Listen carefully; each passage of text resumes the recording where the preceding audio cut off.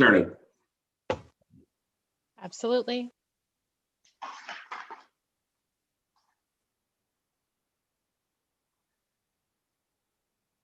You are live, Your Worship. All right, thank you very much, Kayla. Thank you, staff, for joining us, and thank you to all members of council that have joined us for our special council meeting here at 12:30 on Tuesday, March the 2nd, 2021. Sorry, we're a few minutes late. We still having some challenges with Zoom, but we seem to have it all sorted out right now. And thanks very much to the assistance of Kayla, who does keep us all organized when it comes to this stuff. So thank you for that. So council, we have an open session and then we have an in-camera session scheduled. So we'll get right to it. Approval of the agenda. Item number 1, recommendation. Be resolved that council of the Township of Clearview hereby approve the agenda dated March the 2nd, 2021 as presented. Can I have a mover and seconder on the motion, please? That'd be Mr. Broderick. Seconder, Councillor Deneen. Council, you've heard the motion. Any questions? Mr. Patterson? As you know, I have a motion with regarding 4. Shall I bring it up then or now? I see you've sent something in just moments ago. Obviously, it's unusual to have a councillor bring forward a motion unannounced to the rest of the public at this late moment. I think that we could probably just entertain your motion at the time when we go to the motion to go in camera, as the public should be aware that we're going to be going in camera, and Councillor Patterson has a motion that is contrary to that direction. So we'll deal with it at that point, Councillor Patterson. Is that comfortable to you? That's great. Thank you. Thank you very much. Council, are you agreeable to that understanding that we'll have a second motion brought forward by Councillor Patterson as he emailed it to all of us ahead of time rather than it be distributed for publication on the agenda? Thank you. All right, Council, then you've got a motion for the agenda and we've got a mover and seconder. All those in favor? Are there any opposed? Motion carries. Disclosure of pecuniary interest and general nature thereof. Is there any disclosure regarding disclosure of pecuniary interest for this portion of the council meeting? Seeing none, we'll call for any member who has something to come forward. If it comes up during the meeting, please feel free to bring it forward and we'll deal with it appropriately at that time.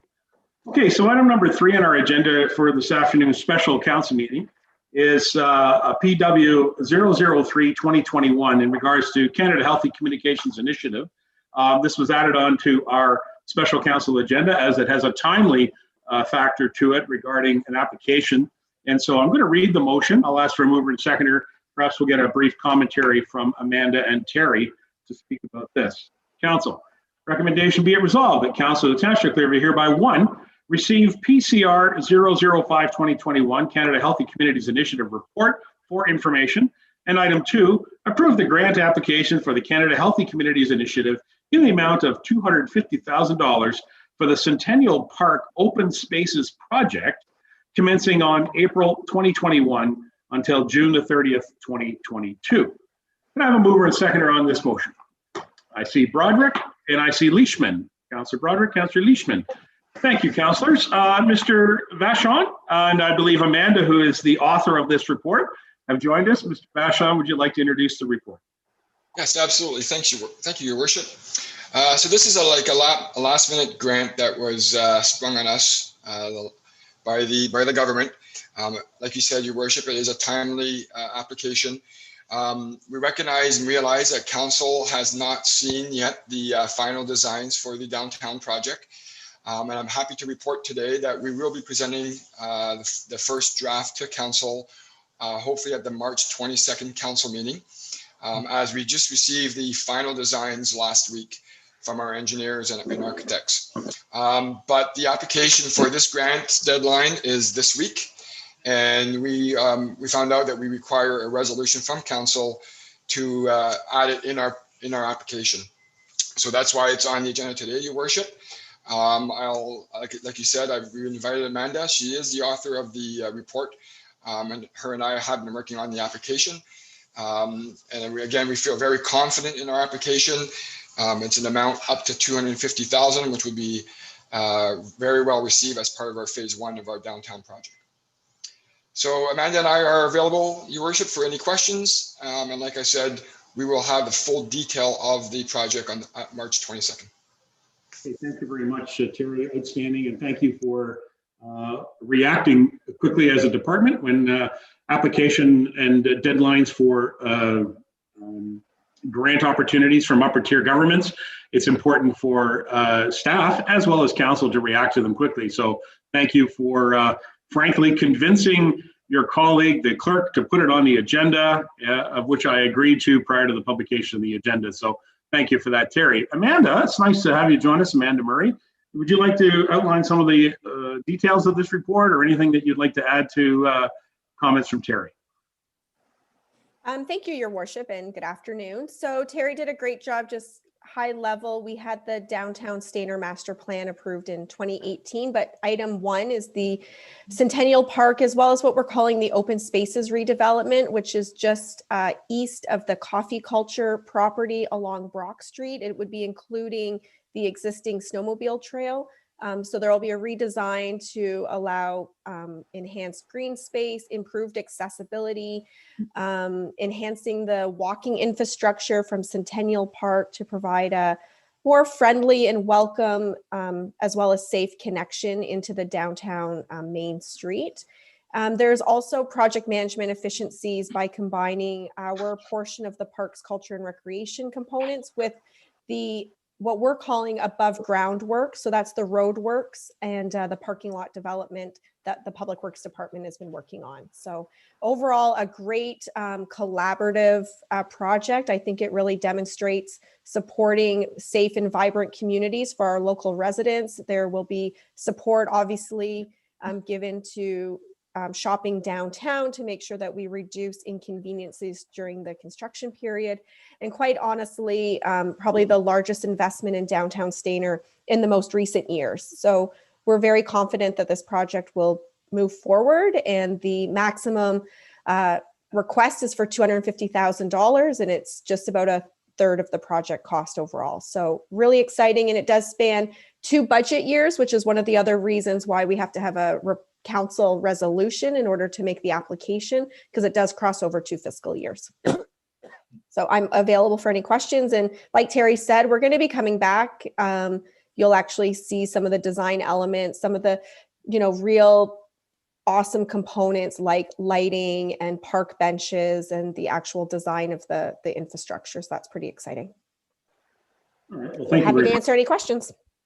Absolutely. And I'm comfortable that I would expect there will be some questions from council. If I may, I'd also like to acknowledge that I believe Dan Perot, our Deputy Director of Public Works, on board with us. Perhaps Dan could join us as well, because I have an interest in some of the conversations I've had with merchants in the downtown of Stainer, particularly about the parking lot that's directly adjacent to the snowmobile trail, walking trail.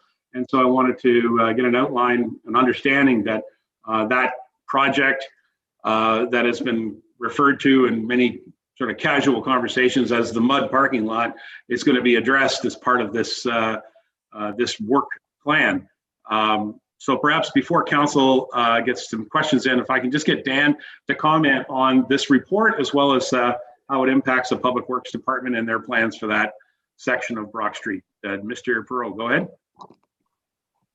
Your Worship, members of council. I was brought in after I started working here at the township. I was brought into this project and quickly became familiar with the aspects of it and took a look, and certainly formalizing or hard surfacing a parking area was one of the main components of the project. So it kind of snowballs from there. So, if you put hard surfaces in on sidewalk or parking areas, you need curb and gutter, and you need accessible ramps and stormwater management and the like. So that work has taken place over, the end, kind of mid to end of 2019 into 2020. Glad to say that we have our NVCA permit on hand. And we do have our MOE approvals for the underground stormwater pipes. So that, again, I'm sure council will have a look at the configuration of the parking. Roughly about 23 formal parking spaces are going to be implemented there. mostly on the east side of Brock Street. There are a few on the east side, sort of behind the businesses there. So when the presentation comes forward with the lead from Parks and Rec Department, certainly you'll see the configuration of the parking in that area. Okay, that's great, Dan. If I may, one further thing about that particular parking lot that came to my attention from a resident was the concern of the setback from the intersection on the east side of the roadway, sort of the space between where the main street, Highway 26, and then the first parking spot. When someone backs out, they're literally backing out right to the edge of the intersection. So I wasn't sure just how far back we would be sort of extending that green space right next to Highway 26. Have you looked at that? Is that part of your design? Oops, I'm sorry, you're muted. There we go. Sorry about that. No problem. I have it up on my screen. If council wants me to share really quickly, I can just show you. It is considerable distance away from where the current parking lot is. Again, it's a quick look. It's pretty much 90% design ready. Okay. However, the implements, as far as what Amanda and Terry were saying, are not included on that drawing. It's just it'll just give you a quick visual if you like. I think that would be appropriate if we could take a look at that, and then I'm sure councilors want to ask some questions.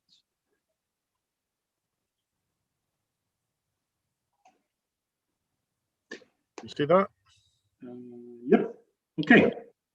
So that gives you a pretty good indication. I think this, I'll move my hand around, but I think here is where the majority of people park now, this outlined area.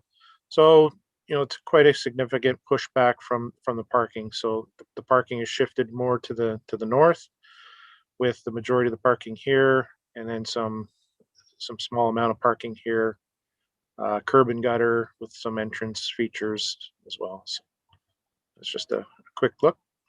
Okay.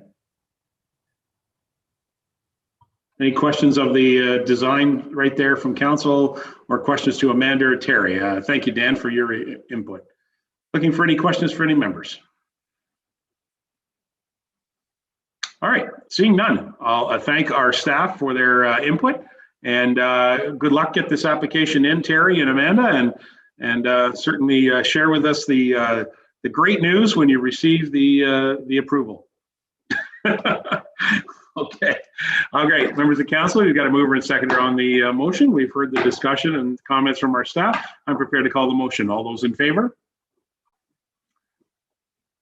And that carries. Thank you very much. All right. Thank you to our staff, and thank you, council, for that quick discussion on that item. All right, council, we have to go to item number 4, which is our closed session. As I mentioned earlier, Councillor Patterson forwarded a motion to be included on this agenda that was sent right at 12:30, actually, is when I got it. The meeting was scheduled to start at 12:30, so we've got a motion. So first of all, I'll ask Councillor Patterson to read his whole motion, and then we'll look for perhaps a mover and seconder from his motion, and then we'll have discussion of the motion. Councillor Patterson. Thank you. And just to explain, excuse me, I thought it's an important issue, so I thought it would be best to put it in a motion form rather than just rely on comments when we came to move into the closed session. So I appreciate council's consideration. So my motion, moved by myself, is that be it resolved that the council of the Township of Clearview hereby consider that the matters before us regarding the community halls review are of vital importance to our hall boards and the publics they serve, and that this council acknowledges that the members of our hall boards desire to be partners in all aspects of these discussions of future plans for their halls, and are fully prepared to meet the challenges these plans may represent, and that allowing council deliberations to be witnessed in open session demonstrates the trust, the respect, and collaboration we desire to foster in the upcoming consultations planned with each hall board and the public, and that part 2 of these discussions be conducted in open session, and that part 3 of these discussions be conducted in open session. And I would ask consideration for a second. Okay, Council, you've heard Councillor Patterson's recommendation. I'm looking for a seconder. Councillor Lamers. All right, Council, there's opportunity then for discussion on any motion. So I'm asking if there's any opportunity for any members who have questions or comments of the motion. Mr. McKechnie. Thank you, Your Worship. Thank you, Tom, for bringing this motion forward. And I think it's, while I'm not going to support it, I think it's, I'm glad that you did bring it forward because I think that we should discuss it here. You know, first of all, my concern is under section 14.1.k of the procedural bylaw. I think that by remaining in open session, we may be, you know, running afoul of that section. I gave it a lot of thought, went back and forth on this. You know, I was thinking maybe we should be in open session. Other times, no, we should be in closed section. Anyway, I'm going to remain with my opinion that I had at the last meeting that we should we should go into closed session for this. And the fact is that we will be negotiating with the hall boards. And the idea behind this meeting today is to provide Terry with direction so that he can go to the boards collectively and individually with a uniform message. And I hope that that's what we come out of today with, is a uniform message. And further, as Terry will be meeting with the hall boards individually, because there's 6 hall boards, he's probably looking at least 10 to 12 meetings going forward. And so I don't want to, I think that we have to make his job a little bit easier by coming out of this session with a uniform message. And I think that we can only do that if we're in closed session. And also, I believe that being an open session, you know, could impede Terry's ability to fairly conduct the negotiations with all the hall boards. So basically, that's my position. It's a close one, but I think that under you know, 14.1.k, I think that we really should be in closed session for this meeting today. Thank you. Thank you for your comments, Councillor McKechnie. Is there anybody else who'd like to have comment on the motion? Councillor Deneen.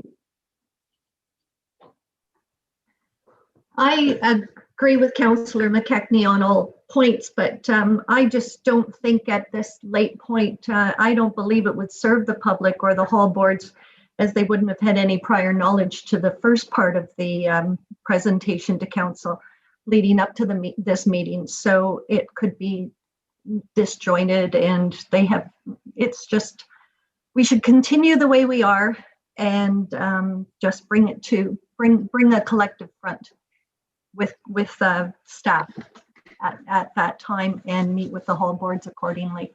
Thanks. Thank you very much, Councillor Deneen. Is there anybody else with any other comments? All right. Oh, Councillor Patterson. If there are no other comments, I'd like to.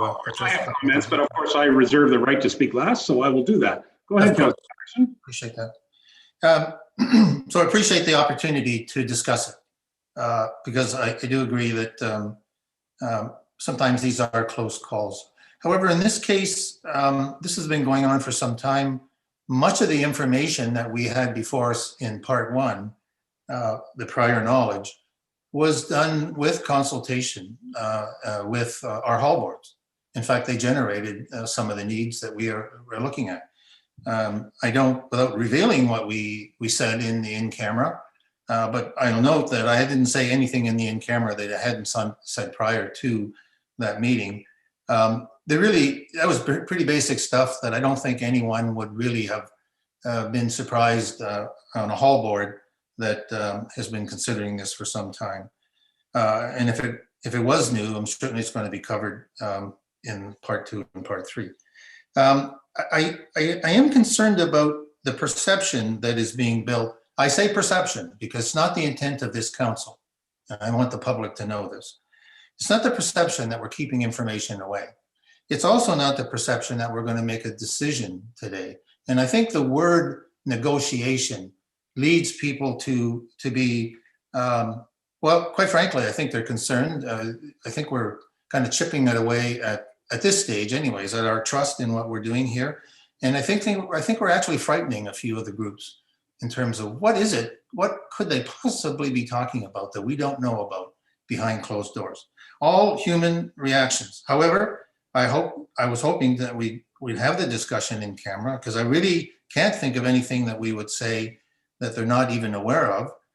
Everything from status quo, disposition of the hall, whether we keep it or not, all those things are, they'll tell you that's what they think we're talking about. So I worry about the negotiation, because I do not think we're going to come up with a uniform opinion. The only way to do that, for council to speak in a uniform voice through Terry, would be if we did a vote, and we're not voting on these. So I think we're following a procedure that I think will be useful. We're going to have our staff do discussion and kind of come back. So I really would hope that we would really reconsider. Think of what might be said this afternoon. Think of the material that's before us that we're looking at. It's all stuff that is familiar with many of the senior hall board members for sure, and nothing that could not have been and probably has not been said in public venues. And I want to pass on the voices of some of the people I've talked to. Generally, they are concerned that this may be a bad start to a good discussion. And not that we can't recover from it, but I'm just asking council, why go through the angst that some of the boards are going through, wondering what we're talking about, when we want to say, and we will say, we want to be open, we want to be transparent, we want to respect your views, we want to collaborate with you, we want to combine your thoughts with our thoughts to come up with a plan, and we know you as a board are capable to handling any challenges we throw at you. If all of those things are true, why can't we be talking to the public in part 4 this afternoon?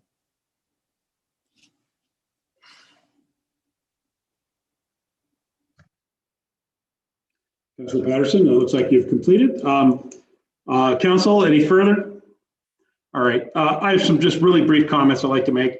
First of all, this council has been, frankly, quite aware of the discussions about small halls and what we are faced with since we began our term of office. Those that have sat on this council, including Councillor Patterson, should be and are very aware of the great deal of pressure that comes to bear on our volunteers at our hall boards when it comes to the decisions about these AODA requirements. Council and the public should certainly be aware that both this council, myself as your mayor, our previous mayor, and our administration have attempted at, and also great acknowledgement to Councillor Leishman, have acknowledged that we have tried to get the attention of the minister and ministry responsible for AODA to try to get some answers to help us resolve some of these questions. And that has not come to light, or that has not come to fruition. We have not seen the support from the provincial government to help us answer these questions and requirements that we want, that we desire in our community.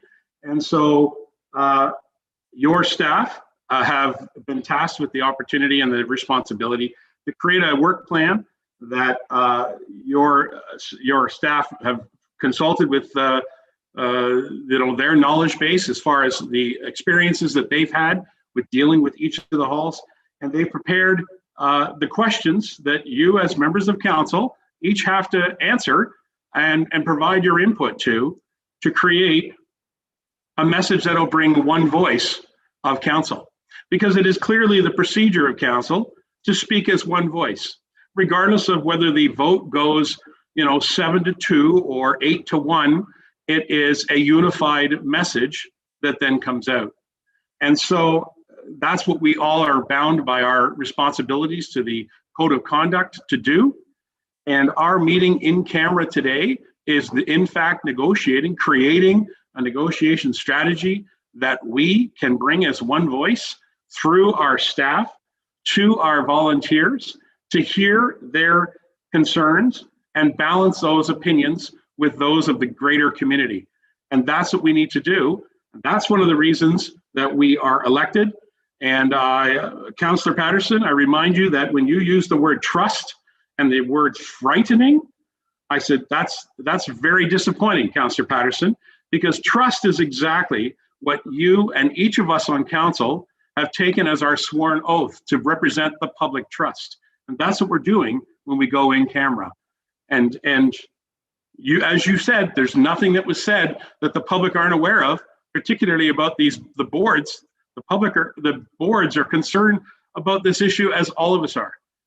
But it's very obvious, Councillor Patterson and council, that this is not a simple, unanimous, equal, uniform opinion coming from this council. So we must go to an in-camera discussion so that we can create that unified voice and unified opinion that then gets distributed to the entire community, following our guidelines of our procedural bylaw and our code of conduct.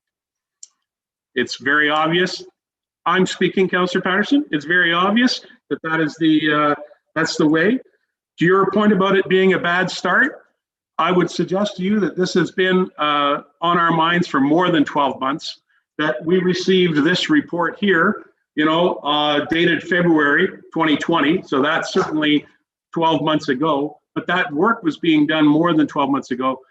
This whole thing has been a bad start, dealing with AODA, not getting answers from the province, the pressures of each of our halls, the stresses that our volunteers are put under, and to be quite frank, the stresses that our staff are being put under to help answer all these questions from all the diversity of our community.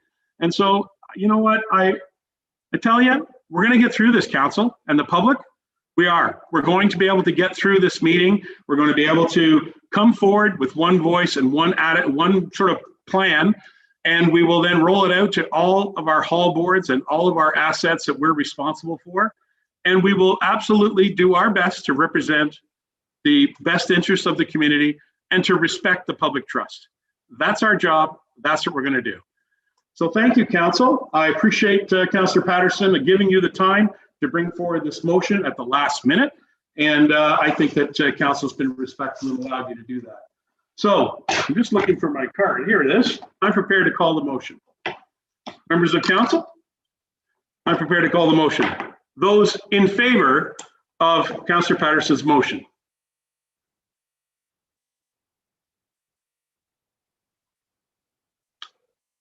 Are there those opposed of Councillor Patterson's motion?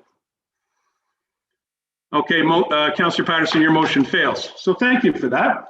We're going to go to item number 4 on our agenda, which is the closed session item. Recommendation be it resolved that the next portion of the meeting be closed to the public in accordance with S 239-2 of the Municipal Act. Item K, which is a position, plan, procedure, criteria, or instruction to be applied to any negotiations carried on or to be carried on by or on behalf of the municipality or local board. It's in regards to our community halls review. This is part 2 and part 3 of our meeting. I'll have a mover and seconder on this motion, please. Broderick, Deneen, thank you very much. Members of council, you've heard the motion to go in camera. Can I have you prepared to vote? Councillor or Deputy Mayor, are you with me? Deputy Mayor, you're not, just making sure you're still with me. There we are. Okay, Deputy Mayor, okay, we're all ready to vote. All those in favor? And are there any opposed? Okay, the motion carries, so we're going to go in camera. Thank you very much for that.